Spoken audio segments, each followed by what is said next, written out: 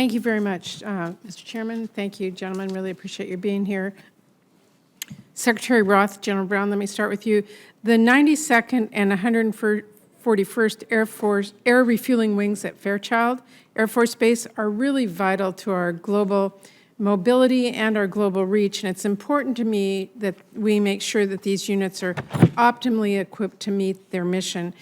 I really support the Air Force's recent selection of Fairchild as a candidate location for the next KC-46 main operating base. They have consistently been a top-scoring installation because of their strategic location, their existing infrastructure, and their strong community support. And it's long past time to get them those tankers. But I am concerned that the proposed divestments of KC-135s will hurt the air refueling mission based in Washington State. What new missions and assets are you going to bring to Fairchild to continue investing in Fairchild and the community for the long term?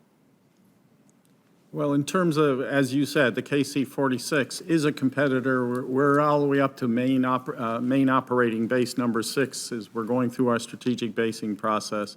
So Fairchild is a terrific candidate, to receive that next tranche of reserve of aircraft. So that's at least a partial answer to your question, that we would bring, we could potentially bring KC-46. I would defer to the general here in terms of what other things. And Senator, for the Air Force, we'd also look at other mission sets as we evolve and transform and transition to the future of opportunities at Fairchild. Not only the KC-46, but other opportunities. Okay, and if you can get me more details on that, I would really appreciate it. Yes, ma'am. Thank you. General Raymond, the space industry is really growing rapidly as access to space increases and demand for space-based products and services is really growing. My home state of Washington is becoming a major hub now for launch, satellite engineering, education, and many other parts of the space community. And that growth and innovation is really important both for our economy and for achieving the goals of the defense space strategy. But government support is going to play an essential role in helping this industry through its nascent stages until it can reach its full potential. So talk with me about how the Space Force will use its market power to really encourage diversity and growth in the space industry. Well, first of all, I would agree wholeheartedly with you that there's incredible things going on in that part of the country. I've been up there personally several times to visit launch and satellite manufacturing. It's really important. I think if you look at the challenges that we face, are many, but we have even greater opportunities, and those opportunities are those innovative small companies. What we're doing to get after this is working a force design that allows us to diversify our architecture, to allow smaller satellites that are more operationally relevant to play a greater role in our national security architecture. And so we're doing that design work now. That's going to open up more opportunities for those types of capabilities to be a critical part of our path going forward. And I think there's great opportunity. Good. Well, I look forward to working with you on that. It's really exciting. Secretary Roth, across the country and in my home state of Washington, families are facing a real shortage of affordable housing. The military is supposed to cover housing costs as part of a service member's benefits, but more than 3/4 of them are having to supplement that out of pocket right now.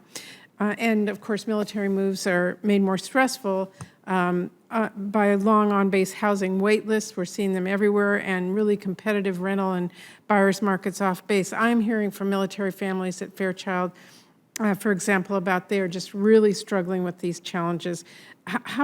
Does the Air Force evaluate the need for additional on-base family housing under the Military Housing Privatization Initiative?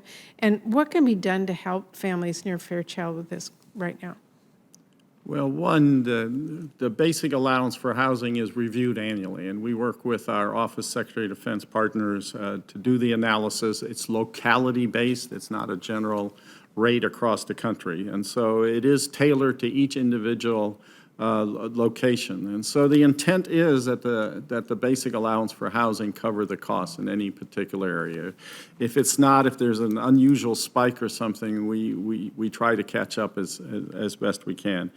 In terms of actively looking forward in the future in terms of any further military housing like privatization initiative and that type of thing, right now it was enormously successful 15, 20 years ago. We did a lot of progress and all, but we did so in part because we got an exception to the Office of Management and Budget scoring rules in order to allow us to capitalize with private money and put up a fairly modest amount of government money and leverage some private money.